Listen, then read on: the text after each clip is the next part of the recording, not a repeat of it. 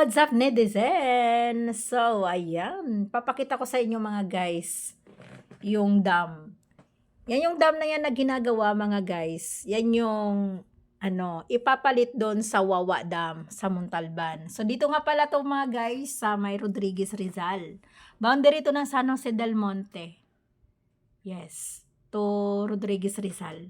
Ayan. Nakarating nga ako nga dyan mga guys. Mabuti na lang at isinama akong gumala. Yes. Nagalagala yung person. Nakarating dyan. Ayan. Ang dami nga mga bulaklak dito. Na-amaze lang ako sa sito. Di ba ito yung dahon ng makahiya?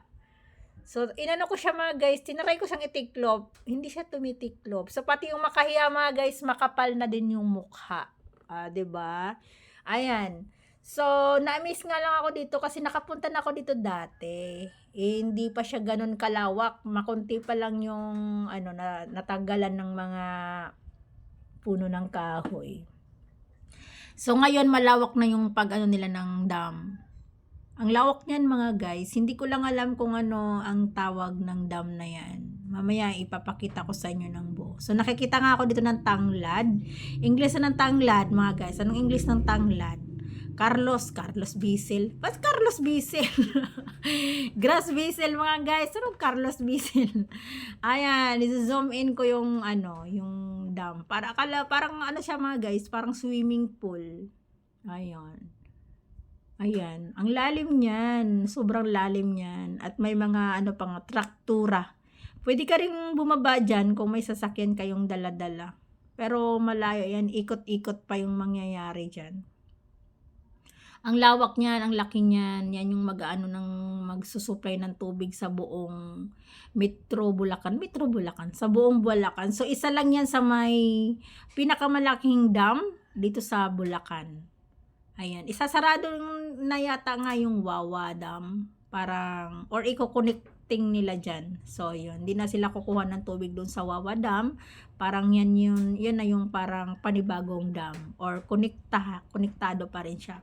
So, from Wawa Dam, pwede kang magbangka or magpamboat papunta dyan. May maghahatid sa inyo doon sa Wawa Dam, papunta dyan sa dam na yan na bago. Para explore lang. Ayan. Gusto niyo mag-date ng jowa mo, tapos gusto mo na siyang i-break, tapos ayaw, di mo masabi, pwede mo siyang dalhin dyan, tapos itulak na lang doon sa may tapos hindi naman siya marunong lumangoy. Wag ganun mga guys. Masama yun, bad yun. Ayan, nakita niyo yan mga guys, nakakalbo na rin yung mga bukid dyan. Ang ganda niyan tingnan mga guys, ng mga pa yan. Punong-puno yan ng mga punong kahoy. Ngayon nakakalbo na. Nakakalbo na siya dahil sa mga ginagawang mga dam, ginagawang bahay, ginagawang buildings. Yes, ganun talaga mga guys. Pagdating ng mga kaapu-apuhan yung mga guys, wala na silang madadat ng punong kahoy. Puro na mga establishment. Yan. Anong Tagalog ng establishment? Di establish mo. Nakita ko dito ng ayan. Anong tawag yan? Kapayas na sa Bisaya. Yan. Sa English, papayo. Tapos, sa Tagalog, papaya. Masarap yung papaya mga guys. Gawing singkamas. Gawing pang tinulang manok. Masarap yung tinulang manok. Pwede rin yang sa amin malit pa ako mga guys. Gigawin niya ni Papa ng gagayatin ng malilit, lagay sa sardinas. Gigisa niya sa sardinas. Masarap yan mga guys. Hindi kayo kumakain ng sardinas na may kapapaya. Rich kid kasi kayo mga guys. Hindi kayo kumakain ng ganun. Kumakain ako ng ganun mga guys. Ayan. At may maliliit pa dito. Ayan, muntik pa ako madulas dyan kasi matarik kaya yan mga guys. Kayo kaya matarik dyan. Kahit pa paano meron pa mga puno ng kahoy na natitira. Pero makakalbo pa rin yan dahil abot hayata hanggang dyan. Ang nila. Ayan, ang tarik niyan mga guys. So, muntik na ako madulas. Nabuti na lang mga guys, may muntik. Kung walang muntik, dulas talaga yan. Ayan. Ang ganda ng mga puno ng kahoy. Diba? Diba ang tayog? Ang tayog niyan mga guys. Ganda diba? Tas may bahay-bahay pa dyan mga guys. Masarap dyan tumambay, mahangin. Ang hangin dyan mga guys, parang yung kausap mo lang, mahangin.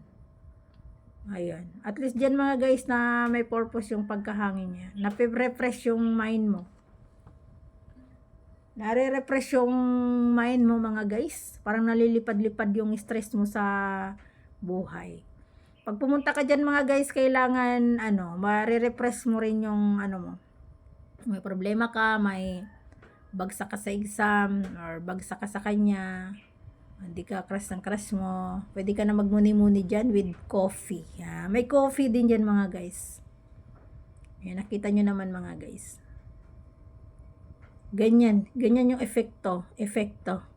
Puro yan mga dyan mga guys, yes. Puro yan mga kagubatan dyan. May unggoy nga dyan eh. Nakakahuli sila dyan ng unggoy. Siyempre wala sa video, tumakbo na yung unggoy. Hanapin mo pa ba yung unggoy? Tumakbo na nga. Ayan mga guys, pag malayuan, malayo yan. Pag malayuan mga guys, malayo yun. Pero pag malapitan, ay di malapit yun. Diba? Nakakatawa. Har. Ayan. So, sa kakayaw-yaw ko nga dito mga guys, hindi kasi pwede siya mga guys on the spot na magbablog ka. Kasi ang ingay dyan mga guys, ang ingay ng sound system nila.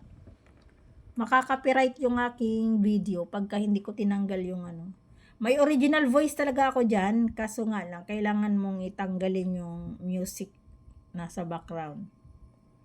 Ayan, may bahay pa. Papayag ba kayo mga guys, ganyan lang yung bahay mo, dyan ka lang ititira sa magiging future mo, someday balang araw. Tapos may mga puno lang ng papaya ang nakatanim. Mga puno lang ng kahoy ang nakapalibot sa inyo. At least dyan, literal na ahas lang naman ang gagapang sa inyo dyan. Mabibisita sa'yo dyan.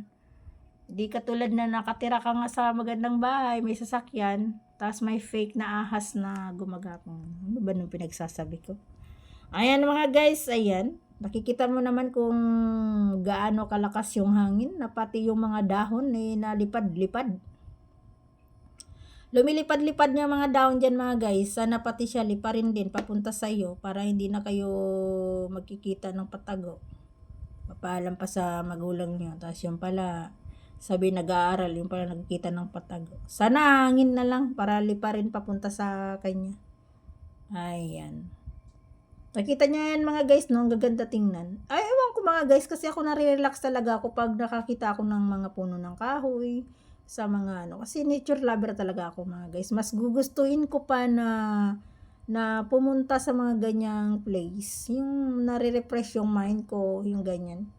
Kasi bukid lover kasi ako mga guys eh. Taga-bukid kasi, taga-bundok kasi ako mga guys. Dati kasi akong badyaw. So, hindi nyo naman na itatanong. Dahil wala namang nagtatanong dyan sa inyo. Yes. Badyaw ako dati mga guys. Bumaba lang ako ng syudad para makilala kayo. Ayan. So, ang ganda nilang tingnan. Nare-refresh ako magano sa mga hangin na nagdadampi sa ang hangin sa pisngi kong malapad na noo. Pisngi, tas malapad na noo. Ayan. Nilagyan nga nila yan dyan ng barbed wire kasi pagka hindi mo nilagyan dyan, madulas kasi yan, matarik yan papuntang baba. Ayan mga guys. Nakikita nyo na yan, mapababa yan. Mga guys, 3 beses na ako muntik-puntikan dyang madulas. Ko lang.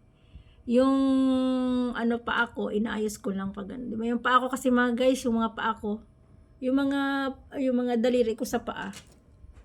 Nung bata pa ako, hindi nakaranas ng medyas yan, kaya parang loya na lang na parang nakanganga dyan. Nakanganga. Yan, lahat na lang na makikita ko yun ang halaman, tinututo ko yung camera. Kasi parang parang wala to sa pinanggalingan kong lugar.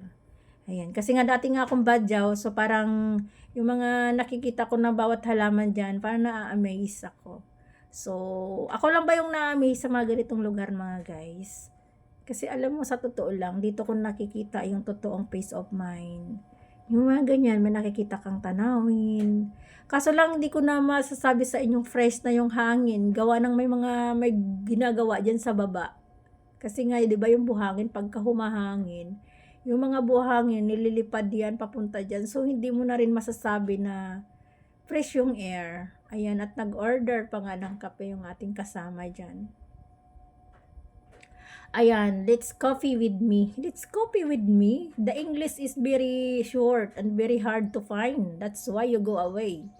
Ayan mga guys, tingnan mo naman yung kape. Oh, 13, 14. Selected by you. Selected by you. Ayan, may heart pa nga dyan. Perfect sana yan mga guys nung Valentine's Day. Valentine's Day na nga mga guys at gusto mong gumala pero kulang ang budget mo. 35 pesos lang yan mga guys per head dito. 35 pesos lang ang per head. Ayan, nangangawit na nga ako. Tinapat ko na yan dyan. Oh, diba? Ang sarap. Ang sarap magkape dyan mga guys. Mas masarap pa yan magkape kaysa kape. Kapiling niya. Pero hindi naman ikaw ang kanyang gusto. Ay, ay, ay, ay! Ayan mga guys, ang sarap nga ng kape dyan. Ang sarap magkape dyan mga guys. Gusto ko pa sanang tumambay dyan ng ng matagal. Kaso syempre wala naman akong karapatang magreklamo kasi nga nakikisakay ka lang, nakikisama ka lang. Kaya gusto mo pang mag-stay dyan, stay.